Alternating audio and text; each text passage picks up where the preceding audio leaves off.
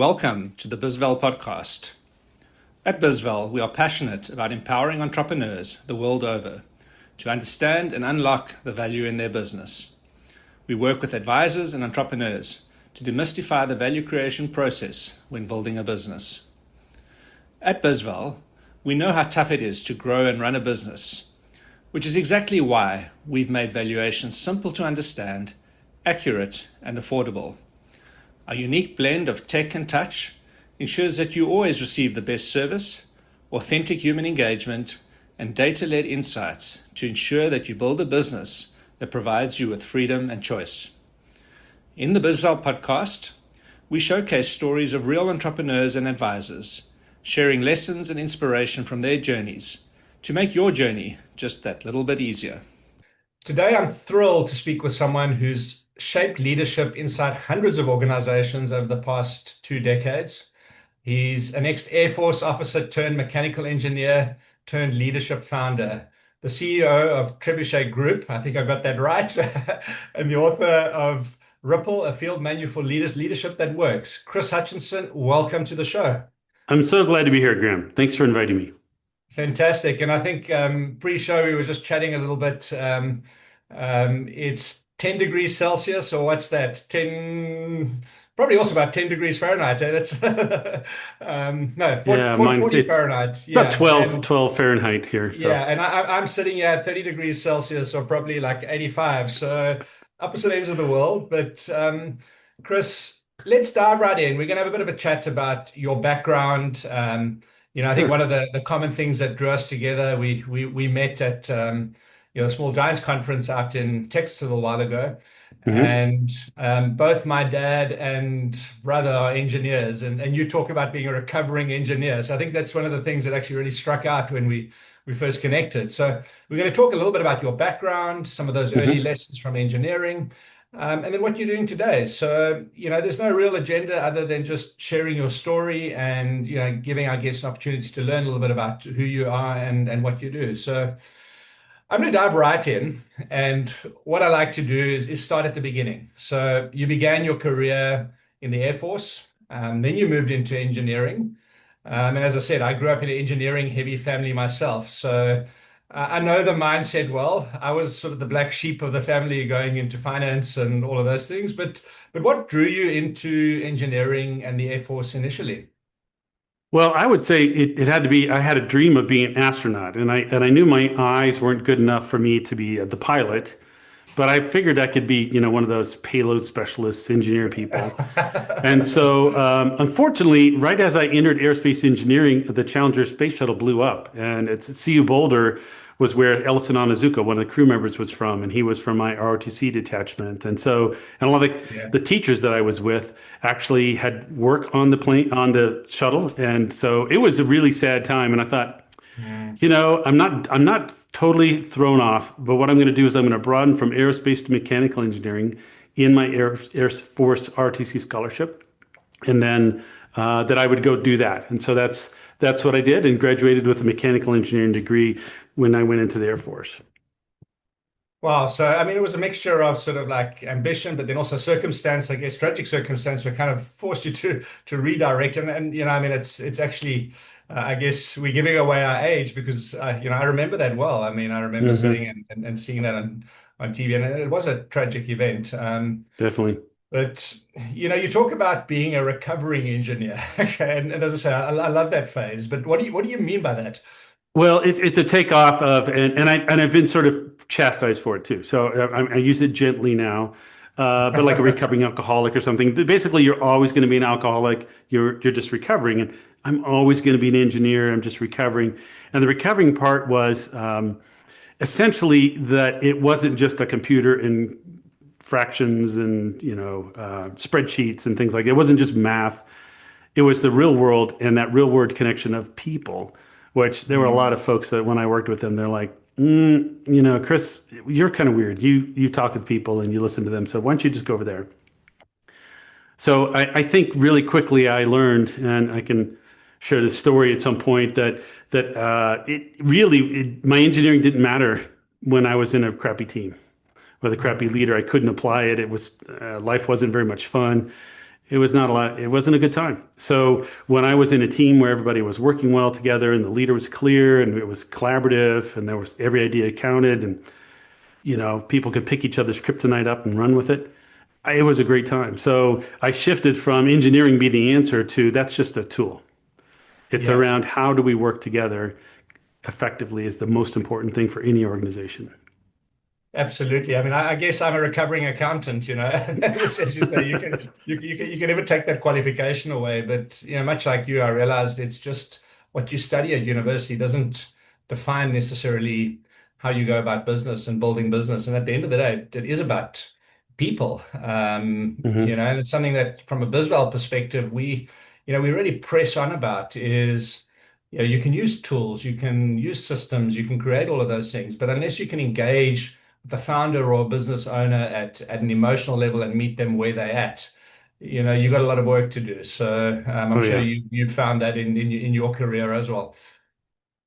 So let's go back to those first sort of 13-year chapter, and you politely corrected me on that. Being the engineer, you picked up the detail. I think in my prep notes I said 15 years, and you very kindly said 13, not 15.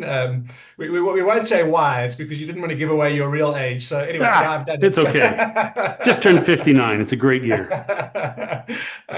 But jokes aside, what are some of the biggest leadership lessons? I mean, you touched on the sort of the people aspect, but from that first 13-year chapter of your career, the Air Force, the mechanical engineering, that you still take with you today, so the stuff that you haven't recovered from.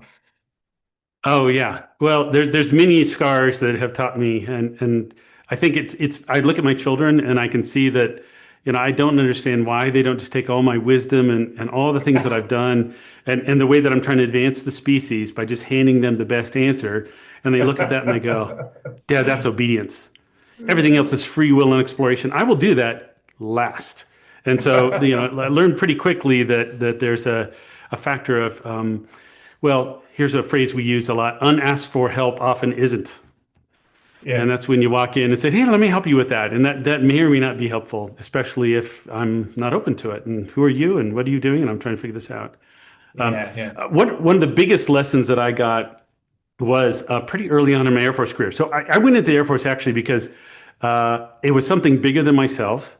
My dad mm, had been in the Air Force, and I could see just he was in intelligence, so he's locked involved. So he couldn't tell me what he did. But when we got together yeah, for picnics and things like that with people, I could just see they were all about we're in this together. It's not about me, and I really liked that. I thought that was really powerful, foreshadowing my team building career here. And I was on a team, so I joined the Air Force. Hooray, I'm on a team, and it really wasn't very good. mm, It was sort of the classic corporate toxicity. So it was cover mm, your ass, don't put your head up, stay in the tall mm, grass, don't speak up, speak when you're spoken to, stay out. It was just really, I mean, I was depressed actually. I didn't really realize it till later. I was like, oh, that was depression, that I was in this yeah, deep hole. And luckily for me, the Air Force has rotational things. They rotate people a lot. So actually, I got mm, rotated into a different team. And if that team was night, this was day. It was exciting. The mm, leader was like, "Hey, how can we do things? Let's figure out what can happen here." People would say, as I hinted, the kryptonite thing. You're not that great at this. I am. Let me do that for you. And here's something you can do for me. And we just yeah, built on each other, and it was fun. And I loved coming to work, and I felt like a great engineer. mm, mm, The reality of those two situations is only one person changed between those teams. It wasn't me. It was the leader. The yeah, leader changed, and every single person on that team within a couple of weeks was totally different with each other. I mean, it was so stark. I was like, "What is this magic?" And I also wanted to say, I wanted to learn not to be the leader to tell people what to do, but I wanted to be a person that would help that kind of environment exist. Whether it was a leader or a team player, I wanted to be in that kind of environment. I did not want to be in the other one. And so that was a very deep learning lesson for me of what kind of team I wanted to be on, what kind of the way I wanted to show up, and what I thought really enabled not only me, but everybody's talents. And it was so clear. So that definitely carried through to this day. And I guess it was that realization, just what a multiplier effect good leadership could have, and what leadership looked like. It's not just what you read in the textbooks. Yeah. seeing it in action actually just brings it to light. It's almost got this, like, you talk about that X factor, and you see somebody who's got that ability just to, I know it's in the US, it's not a big sport, but I look at, I'm South African by birth, the South African rugby team, and you look at what the Hmm. leadership has done with that. You look at look at the great football teams, Yeah. having the right coach and the right captain makes, all the difference. The skill set amongst the players is literally, you're an engineer, so you'll know what Six Sigma is. Well, oh The yeah. offense Well, and the defense even are all within 0.0001%, but it's that leadership that makes a difference. yeah, I think it's leadership and systems both together. I mean, I think that it's both pieces. It's not just the people. I've been in Yeah, organizations that had beautiful monolithic systems that were honed to perfection, right? yeah, But nobody used them and they didn't yeah, work. And then I'd have in other organizations I was in where there was no system besides we're making it up as we go. And that yeah. worked pretty amazingly well. But if somebody was out, oh my God, it was going to be rough. And essentially, what Uh, I decided early on, while I was still in the Air Force, actually, I said, I want to figure out how we can get the people involved and get that connectivity and have them build the system that they're going to honor and use and make better. I mean, it sounds yeah, so simple.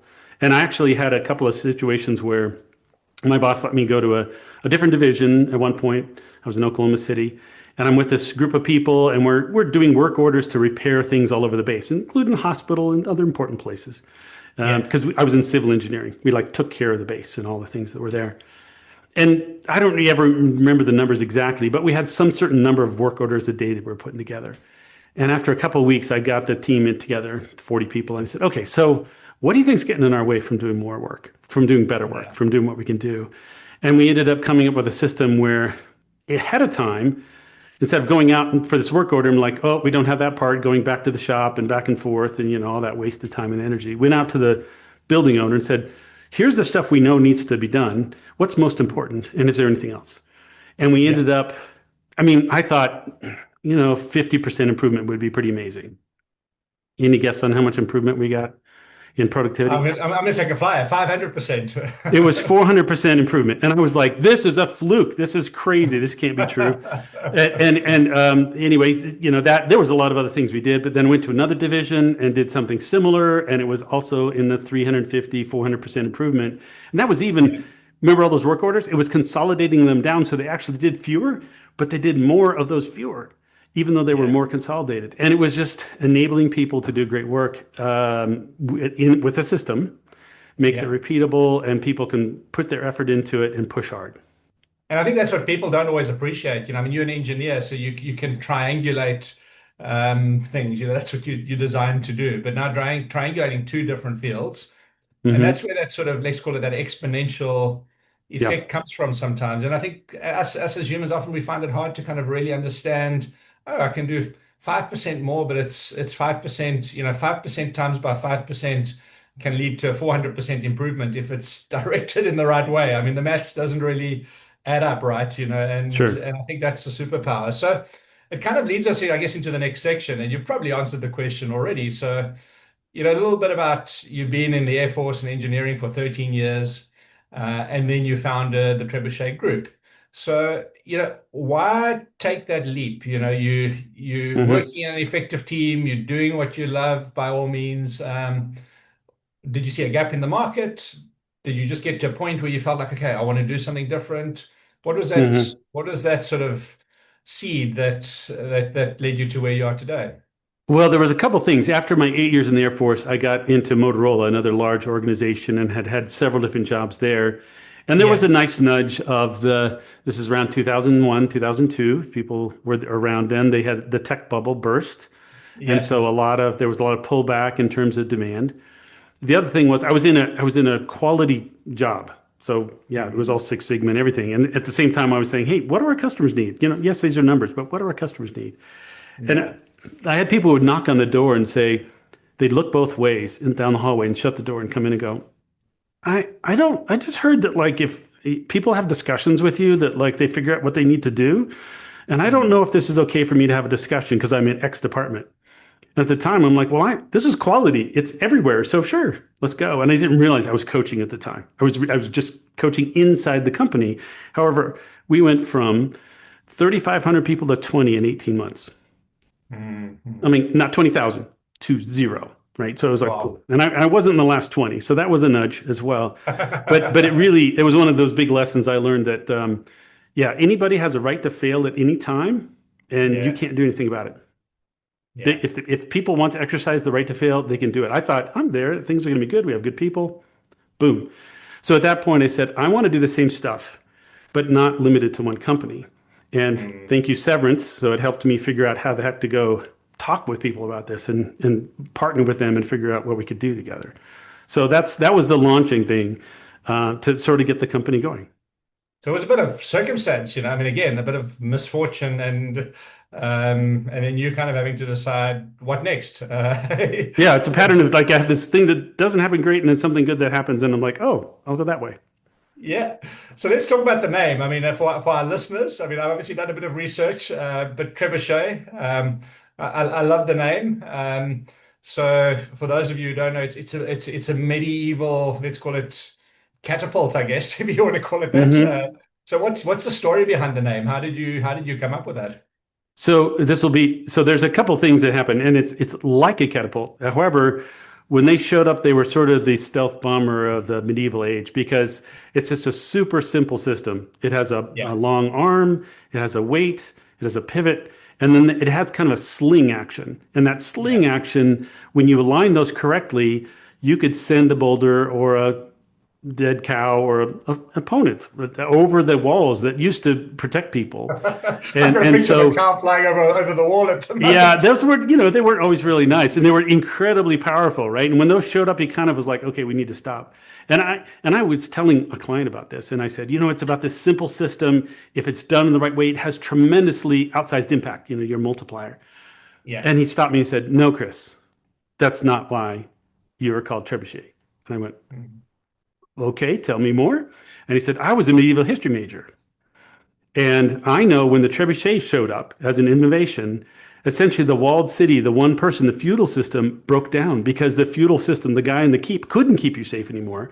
And so they had to Yeah. take the walls down and they built partnerships and collaborations. He goes, that's what you are helping people do inside organizations. Wow. Damn. Okay, I'll take it. I didn't set it up that way, but I'll take it. So it's multiple meanings, but it's also kind of cool. And then when we were picking fonts, it was fun. I said, I like that one. And my graphic designer said, of course you would. That's Trebuchet. I'm like, what? The Trebuchet is a font that's like all over the web. Oh It's wow, like, I didn't even know this. That was yeah, it complete is. It's coincidence. a web-safe font, so we can make our website with impunity. Wow. So I mean, let's talk about that. It's not just about, as we've spoken already, it's not about coaching per se.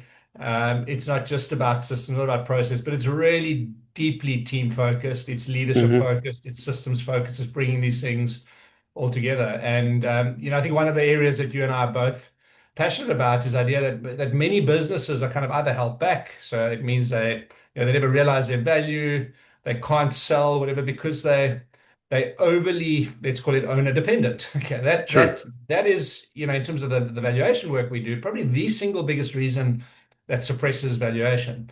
And I guess what you've done is almost built to fix that. There's a lot of systems out there. I'm not going to name them all, but what makes your approach different to some of, let's call it the frameworks that are out there to deal with owner dependency? Well, I think that's a really good question because there's many facets to owner dependency. There's a Mm. lot of hidden in any, I would say, leadership management dependency. A lot of people are like, well, those leaders or managers, they just can't give it up. They're just so greedy and they just have to have that control. It could be a factor. But most often, it's not that at all. It's because I don't want to let people down. I want to do a good Mm. job. And I got here because I was technically good at something or because I was managing something. And so Yeah. let's see, I know I can change the oil. I've worked with smaller companies where like I can do an oil change faster than anybody in here and it'll never be a problem. Yeah. Let's see. What's the satisfaction of that? It's huge and it's instant and you know it's good and you can basically show somebody how to do it. So the likelihood of me being attracted to that is very high. Let's go to the other side over here. Strategy of the company. Where are we going as an organization? And how often have I done that? Never, right? How often have I really figured this stuff out? And by the way, if I make a mistake over here, oh, bad things are going to happen. And Yeah. in terms of my expertise, almost nothing applies. So let's see, which way am I going to go? So there's a lot of incentives, unfortunately, that have people kind of working the job that they came from. And so trying to help people get out of that is a part of it. So that's the situation. I probably build on what I would say the fragile male ego. I'm trying to protect. I'm trying to do good things. It's not always a male in charge. There's females too, and at the same time, there's an ego problem that says, "Well, I need to have control over all this stuff." So a lot of times, what we'll do is kind of sidle up to folks and say, where would you really love to be? Like if you could just, wave the magic wand within some practical reason, and I want to be at some place over here, and get them to describe that pretty well. Awesome. What are things you're doing that are already getting you there? Great. And then how do you actually plan to do that better? And where are the holes? What are you doing about that? And might we help? So that's an approach of how we show up with people. But really, it's about coming alongside them, not being expert of like, I will tell you, I know, and just follow the rules, or you must have a religious conversion and throw out everything you've done up to now and take on this new religion called X. And then I think that's not effective. So building on what works, where they're trying to go, and supporting them to do the things that they need to do, I think is the most respectful thing for anybody to do. When I have leaders who did that with me, I really like that. I was challenged. I did good stuff. And I see us doing the same thing alongside our clients. So we have very long relationships with short engagements.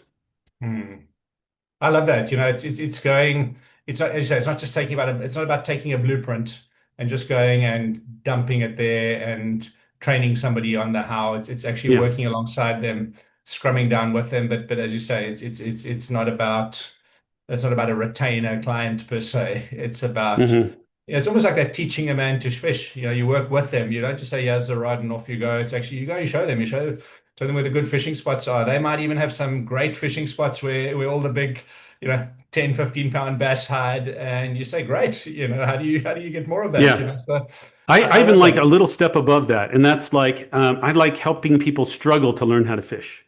Yeah.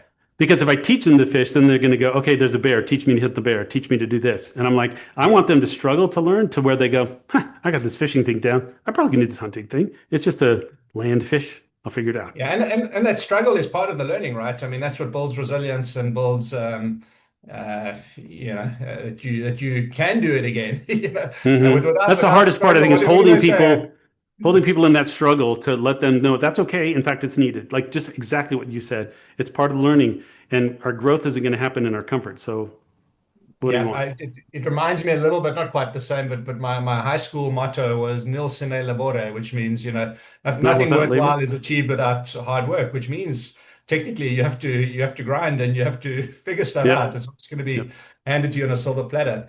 I want to shift direction a little bit, and as I said earlier in the show, we met at the Small Giants conference. And what I love about the whole Small Giants community is just how deeply seated it is in sort of values. It's not necessarily about building the biggest business possible, but it's about building, values-led business. It's about building a great business rather than necessarily a big business. You talk about some of that stuff on your website. What are some of the values that guide you and the Trebuchet Group? Well, over the 23 years we've been together, we have, like scraped off the pieces that aren't David on the marble, right? We've been like honing it down. Not perfect, but we just have a handful. And one of them, the first one is being transparent and vulnerable. And that might sound wishy-washy, but actually it means that like my salary is on a line item in the budget and my contributions are a line item in the P&L. And so are everybody else's.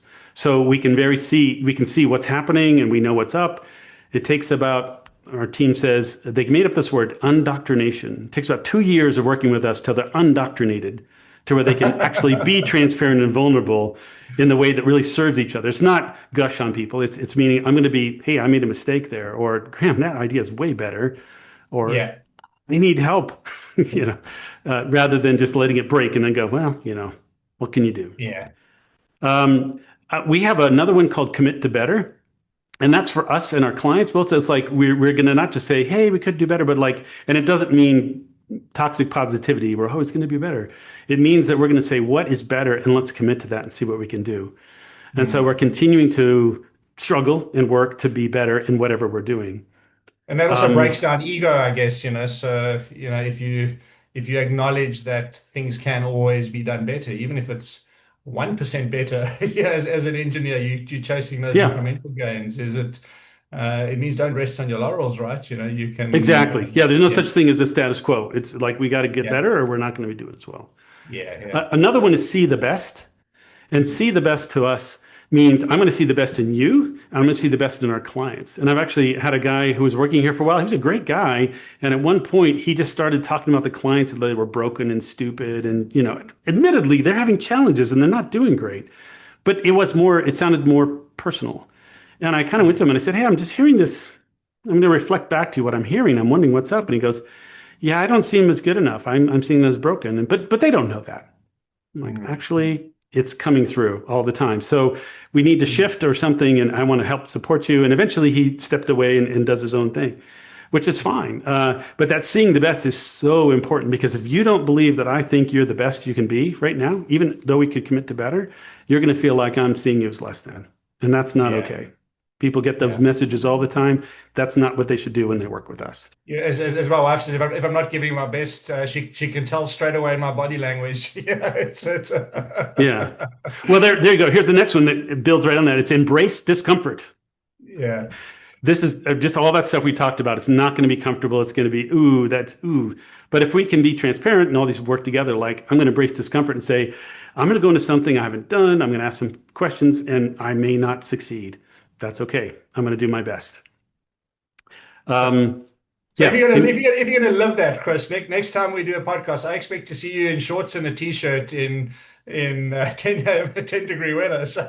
Oh yeah. Well, normally I can go pretty cool, but it's not too bad. Embrace discomfort, right? Yeah, that's good. Yeah. Well, I did work out this morning, and my coach really pushed me, so I'm a bit tired at the moment, but I did good. I got my numbers up. Embrace that. So another one. This is unusual. Be brave and love. It is really hard to care for someone like we really need to as humans. And so, I mean, people are like, wait a minute, you're talking about improvement and numbers and what's this love stuff? I think when you really deeply care about somebody, you love them. You care about them enough that you would do what you needed to do, and you believe. I mean, the hardest thing for me when I'm loving my kids is let them fail, Yeah. and be there to pick up the pieces and just say, I believe in you. You keep going. So being brave in love means there's a lot of things that we do that are hard. Yeah, And we're it's human. not the romantic notion of love. It's actually that Mm-mm. choice you make every single day to actually want the best for that person. And sometimes that Yeah, means, you say, being tough love. Not yeah. always tough love, but I mean, yeah, But absolutely. could be something like, you could tolerate somebody, you could accept them, you could appreciate them, or you could love them. And that's what we're Yeah. trying to go to is the love part, where we're really embracing all of the person so that they can be their best self. And that leads to the last one, which is stronger together. We are absolutely stronger together because of our differences, because of how we do. It's not just 1 + 1. It's, apples plus sardines. It's like we just get something better when we put these differences together. And so this helps us lean in when things are tough, that we are stronger together and we're stronger with our clients and they're stronger together with our teams, et cetera, et cetera. I guess you can put an engineering angle on that. It's a bit like a polymer, or when Hmm. you join titanium and carbon together, it gives you a better outcome. And Exactly. Right. You get some synergy there. That's what you're looking for, not just an you can additive. You're see looking for I've got synergy. engineering blood in the You do. I family. can, it's flowing in you. I can tell you. It's right there. Um, so, Chris, let's talk like a real story, if you don't mind. And obviously, Sure. you respect client confidentiality and that. But, Yeah. I like to get practical. I like stories. But can you perhaps share a client success story, where your work really shifted the trajectory of a business? Maybe you went in and like up front, you thought this is going to be a tough slog. Yeah, any Hmm. stories you want to share with us? Well, it wasn't necessarily a tough slog because I had been through different things, but I think there was a real transformational experience that I've had with a client that's been about, I think it's 9 years now. So it's been, Mm, again, long-term relationship, short-term engagements. So we started out, and this company had three founders, and two weren't, one was kind of non-active, one was sort of going the wrong direction, and one was really trying to figure out how to grow the business. And so we did some work together, some founder coaching to support. him as he figured out what he was going to do next. And that was essentially build a leadership team that would be working. And the two founders exited. So he was really Yeah. the one that said, I want to make this happen. And so we did some work in team building, not in the, sumo suits or pillow fights or whatever. It was like Firewalking really, more. yeah.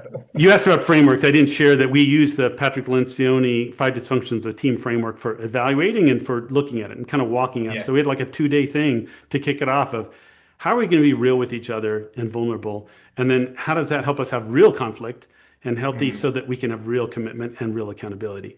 So we did that.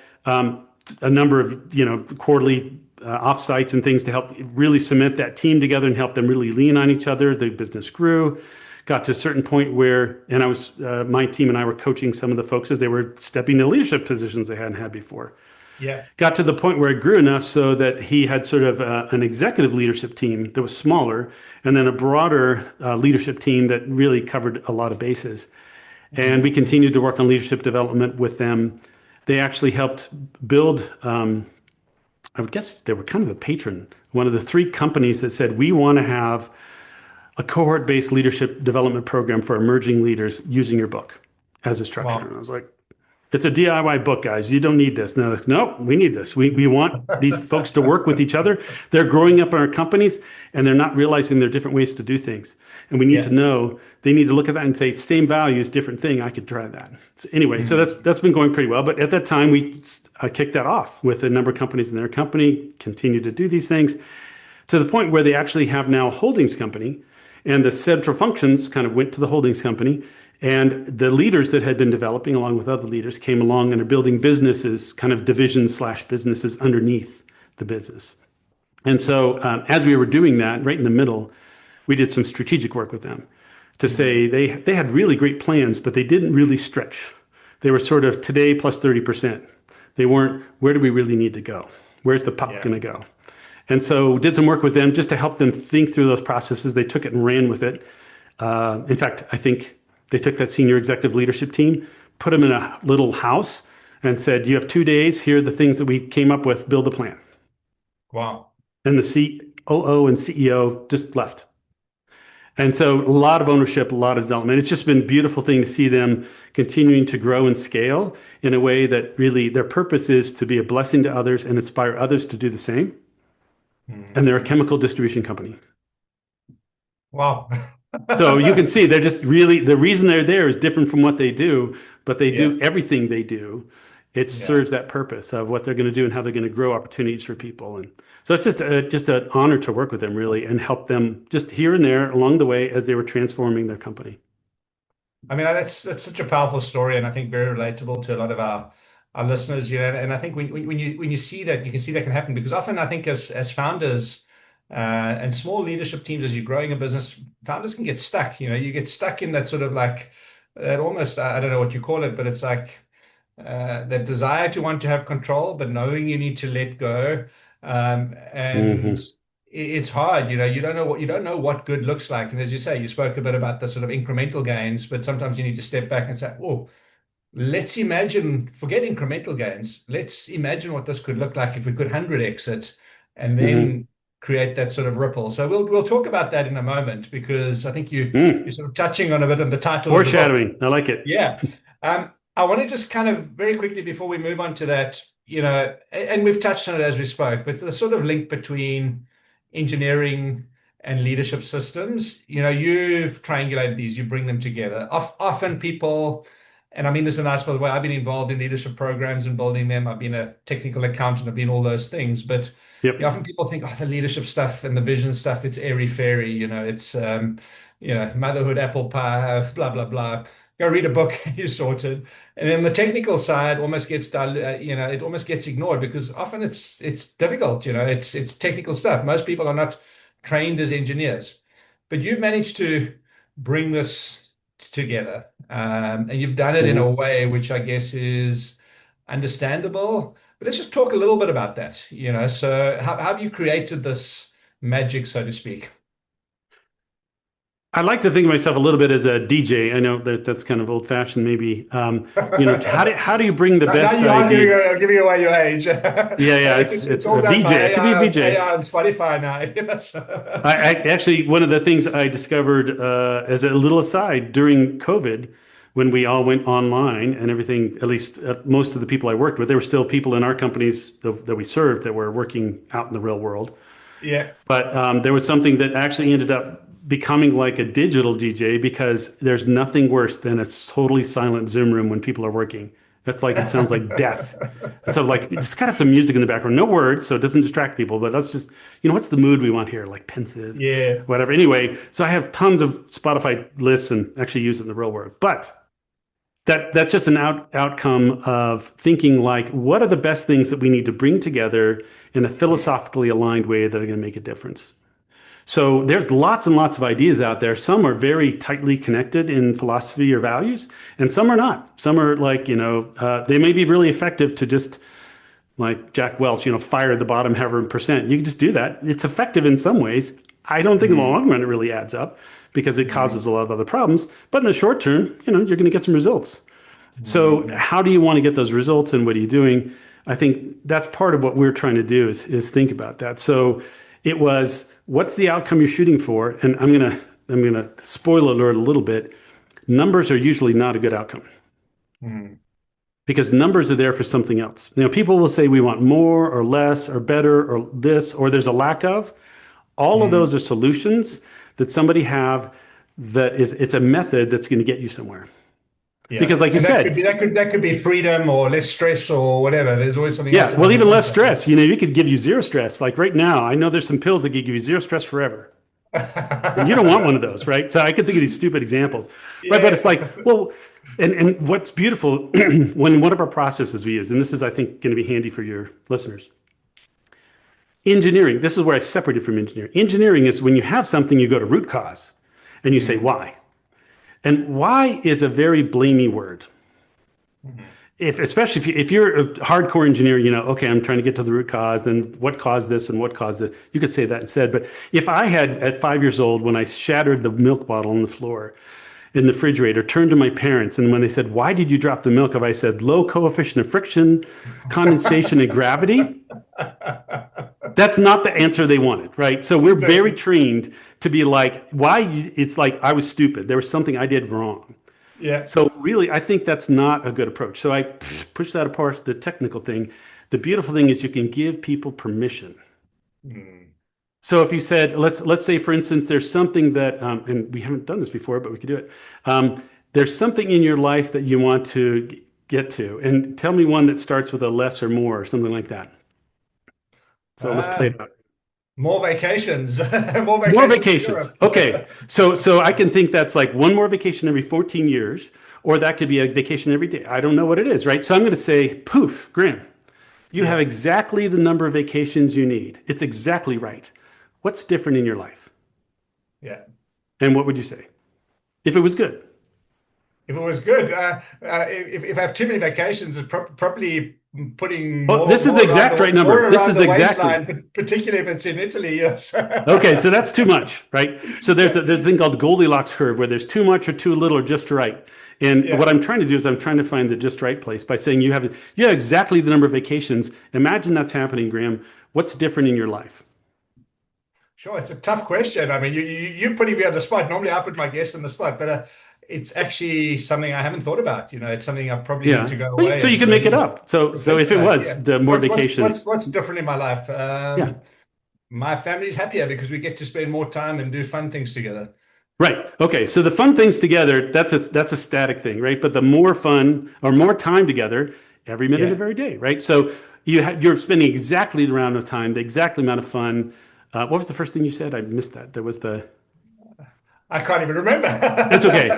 So you're spending the right time and having the right fun with your family. And what's different as a result of that? I don't know.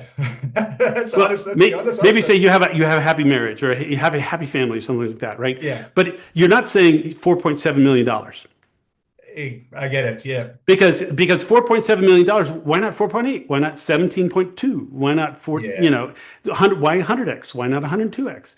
So usually the thing is, the good part is if you give people permission for that, they'll tell you the real outcome. And if we get the real outcome is you want a happy family, there's probably things you're doing right now that are not helping. You could stop doing, right? It's not Yeah. all stuff you got to do. It's not vacations. Maybe there's other things you can let go of. Vacations Yeah. might Yeah. be part of it. But a lot of times we think of like, this is the solution, and there's something in our minds we really desperately want. But until we get clear on that, we might even cause more problems by doing the things we want to do. And we become fixated on the wrong things, I guess, So Yeah. we forget to think of the system. We think on like one thing in the system and almost block Yeah. out the unintended consequences in many ways, right? And you said that, like too many Yeah. vacations, too much waistline, right? So it's not just Yeah. vacations. There's something else Yeah. there. Anyway, thank you for playing with me. I know that was unprompted. Okay, so let's move on. We've got a few more minutes left and a couple of sections I want to cover. So I want to just quickly touch on your book, Ripple, a field manual for leadership that works. Let's just talk a little bit about the book. Like, why did you write it? What was the inspiration behind it? Was it just so that you Yeah. could say Amazon best-selling author on your LinkedIn No. bio? I'm joking. Yeah, Yeah, not the latter what was part. the I'll tell you inspiration that. behind it? So certainly not to make money if I know anything about writing books. Yeah. There were several things that came together at once. In very, I mean, just to be very clear, I had a really cool die cut folder that was getting put together, and they were going to cost me like $7 each to get these cool folders that would hold some papers that people would probably throw in the trash. Yeah. So that was one input. I was like, is that really where I want to invest my money? Turns out printing a book's about, depending at $7. So I'd much rather give them a book. I also saw clients that were trying, as I hinted before, they would try this technique and that technique and this technique, and they were actually fighting each other. And I would say, what are you doing? And they're like, well, that's a book and somebody wanted that. And Jack Welch got rich at this and, that kind of stuff. And I'm like, these don't align. And it doesn't have to be the way I'm aligning them, but I want to show you what alignment could look like. And so I had a bunch of articles. I thought, this will take me 6 months. I just got to put them in the right order. 6 years later, I was done with the book. It is a big undertaking. And I ended up coming and putting together pieces like, how do you know yourself and how are you in action as a leader is the first chunk. And the middle chunk is really, how do you really build relationships that are built on trust, and you positively enable others, equip them for what they need. That's the other part.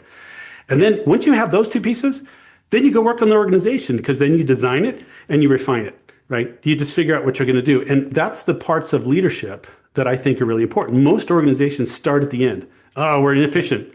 Let's do something about that. That's not working. Oh, let's reorg because our structure's wrong. Well, that's not working. Oh, because we're not equipping people for the right things. Well, why is that not working? Because I saw you as a cog, not as a person, where you have different strengths from me, and we should have different stuff to go do these things. And if that's not working, now it gets personal.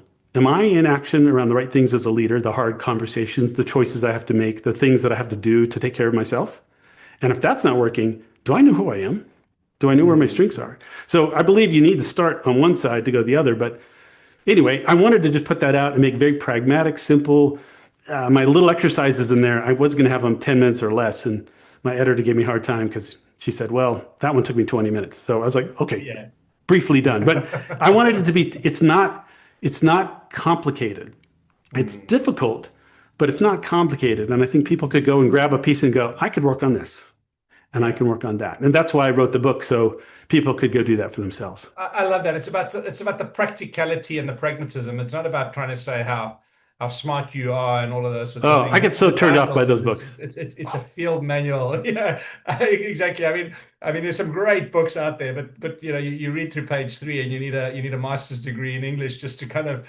I think those are ridiculous. I think those are self-aggrandizing, and so when those people approached me and said, we want you to make a class, I'm like, it's DIY, and I succumbed because having a cohort of people talking about and applying as you go, okay, that fits. I love that. And also, think about writing, and I think it's becoming a bit of a lost art. People just go and put a prompt into GPT nowadays, but they forget that the process of writing and even pen to paper and the thought process that took you 6 years is actually distilling your thoughts and figuring this stuff out. It's not just about getting something that reads well and looks impressive. Are you writing a book, Graham? I'm not actually. You You know, should. You know it. That's it. You said the truth right there. There's yeah. I doodle. I do drawings, which maybe one day I'll photograph them and put them all into an online journal or Oh, that's something. better. Manga books are like super popular, for Yeah. business and leadership stuff. Yeah. So, a couple more questions. I mean, we touched on it earlier, but small giants and purpose-driven business. So we're both involved in the community, and it's one of my favorite groups for purpose-driven, values-first entrepreneurship. Just very Mhm. briefly, what drew you into that community, Chris? I read the book. I happened to get an email that said, "Hey, they're doing this adjunct to an Inc. conference." It sounded Yeah. like the good thing. And when I got there, people were so genuine and open and vulnerable. Almost all these values I talked about, they were just living those out across companies, and that was powerful. And so Mm. I've been involved for a long time. It's continued to evolve and change, as time goes on. I think I love the way you introduced it before. You don't have to be big to be great.